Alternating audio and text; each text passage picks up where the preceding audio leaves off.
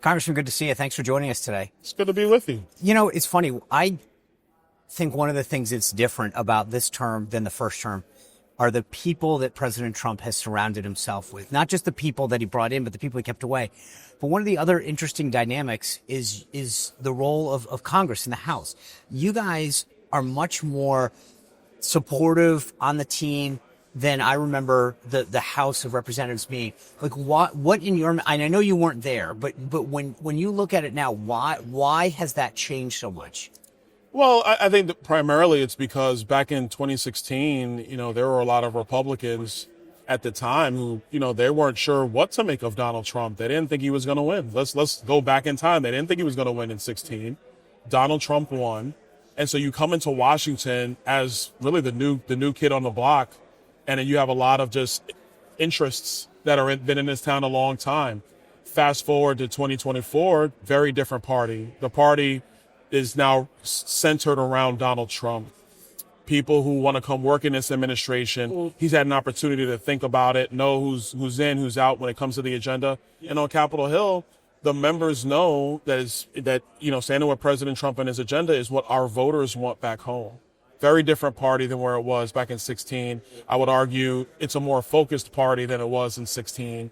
And so whether you're a first-termer member of Congress or you're a cabinet secretary in this administration, everybody's on board to accomplish the same mission, which is putting the country first, making sure that the American people are at the head of the line as opposed to special interests or corporations or anything else. I've been, as sort of a fiscal conservative, I've been really proud of the Doge effort, right? Yeah. It's not without some mistakes here and there and some sloppiness, but we've heard for decades about efficiencies needed in the federal government, and they're finally tackling it. Yeah. But I hear once in a while somebody say, yeah, well, we'll see what Congress does. Is Congress going to codify a lot of these cuts? I mean, is the will there? Oh, I think the will is there. The question around that is going to be Senate Democrats. Are they going to stand in the way when our appropriation bills move to the Senate? Some of this stuff is definitely discretionary spending, which can't go through reconciliation. I know I'm being real nerdy. No, but that's that's is what people want to know, right? The discretionary. By the way, this is your background too, right? Yeah, I mean, you know this better than most members in terms of the background that you come at this from, just the financial world.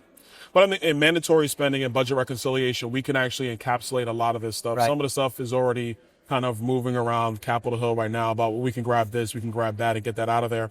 At the end of the day, the reason why the Doge effort is more successful in identifying places to cut, even though, yes, sometimes it's, been all over the place, is because the way Washington usually does this is there's some blue ribbon commission that goes into a back room. They study things for 2 years. And then by the time they come out with their report, the politics has already moved on to something else. Yeah. And it never gets done. But I think it's something like, and again, it's a pet issue for me, but look, why there shouldn't be any disagreement about something like NPR or PBS. Yeah. Like, why is this like, so is this the year that you see some of these things come to fruition? Like, I believe so. Yeah, I believe so. And it's funny because I feel like sometimes I'll have members on the show or I'll talk to them. They'll say, yeah, but then some other member, like we're in the majority. There's no excuse now, right? I mean, like if it gets through the appropriations process, right, someone on the Republican Party side let that happen. Right. So this is why I think at some point there are members that will talk the talk, but do you find that there are some members that for a lot of maybe personal reasons, sometimes donor reasons, whatever, that they quietly are like, hey, keep that in? Yeah, I think we have situations that, let's take the IRA and the Green New Deal tax credit schemes that Joe Biden brought in. No Republican voted for them, but now we have some Republicans who are advocating for it. Right. Because of what it might mean to their state or to their district or whatever the case, or to some interest. But at the end of the day, we can't afford that kind of stuff. It's nice to have if you could do it, but we can't afford it, especially when there's other forms of energy in our country which are more efficient, more readily available, and actually provide baseload power. That's an example. But I think at the end of the day, this is where the president and the speaker and Leader Thune are going to come together and make sure that the best deal can get done. It may not be the most optimal deal for any one member of Congress, but it'll be the best deal that can get through both chambers, signed into law, and we could take a major leap forward in passing the president's agenda and then getting a focus onto the next things that have to occur. This reconciliation process and the tax cuts, what do you think is a realistic timeline? I say middle June. Yeah. I think. Middle to the end of June, I think. And I know that there's, again, talking about geeking out, there are two sets of numbers for savings. The Senate's got much less than the House does. Yeah. If Byron Donalds gets to write this, what do you want to see the number be in terms of actual savings? $1.5 trillion. $1.5 trillion. I think if we cut $1.5 trillion, you could get rid of a lot of the waste, a lot of the gunk, some old Biden stuff that made no sense at all. Right. And while at the same time, people will not be thrown off the rolls of Medicaid. But why that's you mentioned Medicaid. To me, why that the attacks, like the Democrats like to say it, Republicans from one end of the spectrum to the other all agree that Medicaid's not getting cut. Yeah. Okay. So what do we need? But we are going to cut like the crap, like waste, fraud, people who are on the rolls illegally. Right. That stuff's gone. And that's not cutting, right? If you look through any budget and there's waste in it, no one would say, oh, you're cutting the waste. Do Republicans need to do a better job as we head towards that timeline of messaging on this? Yeah, I do. I think so. And I think, look, on Capitol Hill, God bless everybody.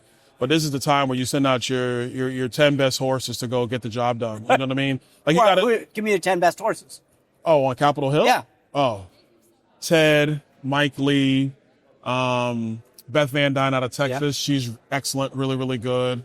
Myself, Mace, Jim Jordan, Corey Mills out of Florida is actually better than people realize. He's really good at this. He's really, but you got to get the people who can take a message and go run with it.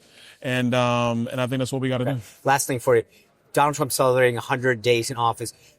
There's a long list. I get it. But what are the three things that Byron Donalds sits back and says, hey, I'm so excited that these three things got done in the first 100 days? The borders are closed. Yep. We're sending illegal criminal aliens out of the country. And we were able to get most of the hostages, but not all, out of Gaza. That's awesome. Thanks for spending time with us today. Good luck in your run. Thanks, man.